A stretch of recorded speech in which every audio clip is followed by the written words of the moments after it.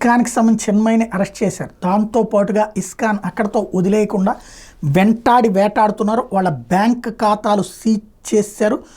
17 మందికి చెందినటువంటి లావాదేవీలు నెలపాటు ఫ్రీజ్ చేస్తున్నట్టు ప్రకటించారు.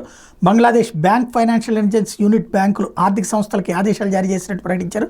ఇస్కాన్కి చెందిన 17 మంది వ్యక్తులు చేస్తున్న వృత్తి వ్యాపారాలు బ్యాంక్ ఖాతాల సమాచారం లావాదేవీల వివరాలు అందజేయమన్నారు. ఇక్కడ పాయింట్ ఏంటంటే ఇస్కాన్ అనేటటువంటిది ఒక సేవాభావంతో ఉండే సంస్థ. ఇప్పుడు మనం ఇస్కాన్కి డొనేట్ చేయొచ్చు, అన్నానికి, అన్నదానాలకి, లేకపోతే కనుక పేదలకి సంబంధించినటువంటి వస్త్రాలకి, ఇట్లాంటి వాటికి.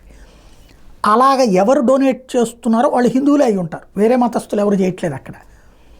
అలాంటి నేపథ్యంలో ఆ డొనేట్ చేసే వాళ్ళకి డొనేట్ చెయ్యకుండా ఆపేటటువంటి ఎత్తుగడ, ప్లస్ వాళ్ళ వ్యాపారాలని స్తంభింపజేసే ఎత్తుగడ, అంటే టోటల్గా హిందూ సమాజపు ఆర్థిక మూలాలని దెబ్బతీసే ఎత్తుగడ ప్రస్తుతం బంగ్లాదేశ్ ప్రభుత్వం చేస్తోంది.